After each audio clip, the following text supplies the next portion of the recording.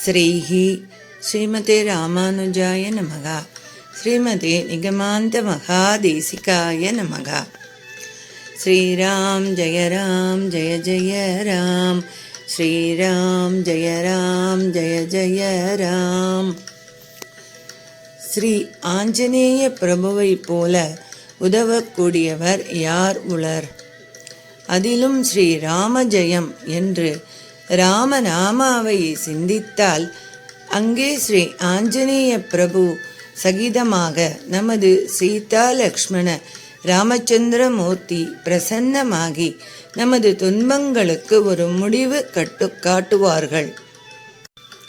ஸ்ரீராம ஜெயம் என்னும் ஜன்ம ரக்ஷா மந்திரத்தை சிந்தித்தால் எப்பேற்பட்ட முடிக்க முடியாத கஷ்டங்களையும் தீர்த்து வைப்பாராம் அனுமான்.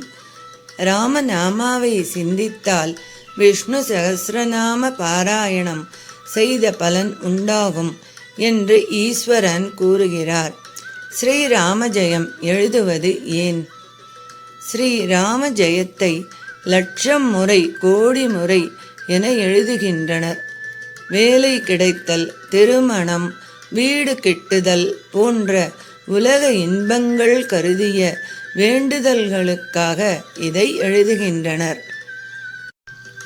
உலக இன்பங்கள் மட்டுமன்றி இந்த மந்திரம் அகப்பகை எனப்படும் நமக்குள்ளேயே இருக்கும் கெட்ட குணங்களையும், புறப்பகை எனப்படும் வெளியில் இருந்து நம்மை தாக்கும் குணங்களையும் வெல்லும் சக்தியை தரும்.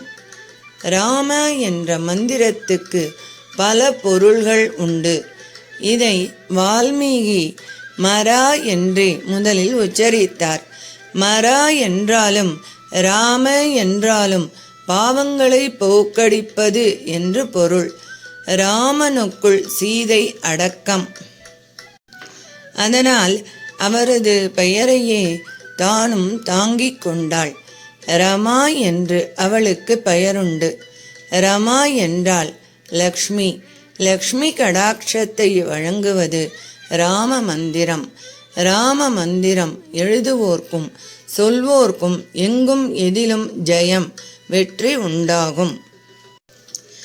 ராமன் என்ற சொல்லுக்கும் பொருளை தெரிந்து கொள்ளுங்கள்.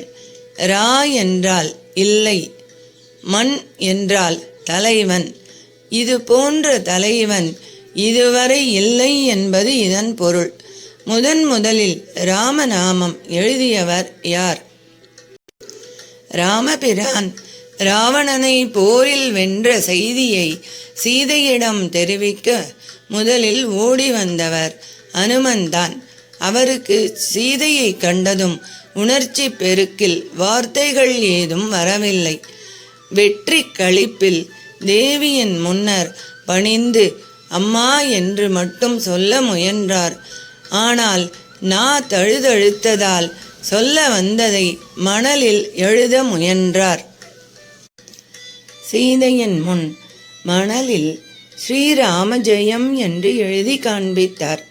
அந்த குறிப்பை படித்த சீதை ராமன் வெற்றி பெற்றதை தெரிந்து கொண்டார். முதலில் ஸ்ரீராமஜெயம் மந்திரத்தை எழுதியவர் அனுமன் தான். அன்று முதல் லிகித நாம ஜபம் என்ற பெயரில் ராமநாமத்தை பனை ஓலை மற்றும் காகிதத்தில் எழுதும் பழக்கம் கொண்டனர். ராம மந்திரம் எழுதுவோருக்கும் சொல்வோருக்கும் எங்கும் எதிலும் ஜெயம், வெற்றி உண்டாகும். குறி வைக்க தைக்கும் ராமசரம் என்பார்கள். ராமபானம் எப்படி இலக்கை நோக்கி பாயுமோ அதுபோல ராமநாமம் உங்களின் எண்ணத்தை நிறைவேற்றும் வல்லமை கொண்டது. நம்பிக்கையுடன் செய்தால் பலன் நிச்சயம். குறைந்தது ஒரு நாளைக்கு 108 முறை எழுதுவது அவசியம். சீதையை அசோகவனத்தில் சந்தித்து வந்த அனுமன் ராமனிடம் கண்டேன் சீதையை என்று சொல்லியபடி தெற்கு நோக்கி நெடுஞ்சான் கிடையாக விழுந்து வணங்கினார். கைகளில் சூடாமணியை பெற்றதும் ராமரின் கண்களில் கண்ணீர் மல்கியது. பிரபு, தேவி கஷ்டப்படுவதாக எண்ணி நீங்கள் கவலைப்பட வேண்டாம். தங்களின் திருநாமத்தை மறந்தால்தான் கஷ்டம். பிராட்டியோ எப்பொழுதும் தங்கள் பெயரையே ராமநாமம் ஜபித்து கொண்டிருக்கிறார். அதனால் அவருக்கு கஷ்டம் என்பதே கிடையாது என்று அனுமன் அவருக்கு ஆறுதல் அளித்தார். ராமர் அவரை ஆறத் தழுவி, அனுமான், உன்னிடம் நான் பட்ட கடனை எப்படி தீர்ப்பேன் என்றார். அனுமனின் உடல் அப்படியே சிலிர்த்து போனது. பகவானே, என்ன சொல்லிவிட்டீர்கள்?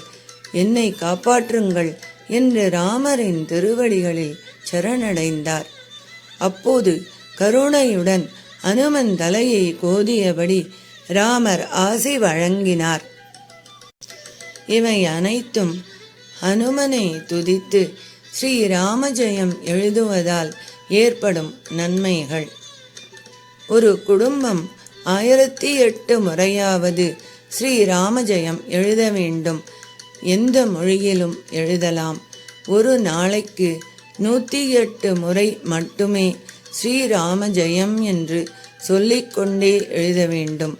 இந்த தகவலை உங்களுக்கு தெரிந்தவர்களுக்கும் எடுத்துச் சொல்லி ஸ்ரீராமஜெயம் எழுதச் சொல்லி அவர்களின் வாழ்க்கையில் முன்னேற்றம் அடைய வழிகாட்டுங்கள். அவர்களும் இதை எழுதும் போதும் திருப்பணி கைங்கரியம் செய்யும் போதும் அந்த புண்ணியம் உங்களுக்கும் வந்து சேரும். ஸ்ரீராம ஜெயம், ஸ்ரீராம ஜெயம், ஸ்ரீராம ஜெயம். ஸ்ரீராம் ஜெய ராம் ஜெய ஜெய ராம், ஸ்ரீராம் ஜெய ராம் ஜெய ஜெய ராம், ஸ்ரீராம் ஜெய ராம் ஜெய ஜெய ராம், ஸ்ரீராம் ஜெய ராம் ஜெய ஜெய ராம். அடியேன் ராமானுஜதாசன். சர்வம் ஸ்ரீ கிருஷ்ணார்ப்பணமஸ்து. லோகா சமஸ்தா சுகினோ பவந்து. சர்வே ஜனா சுகினோ பவந்து.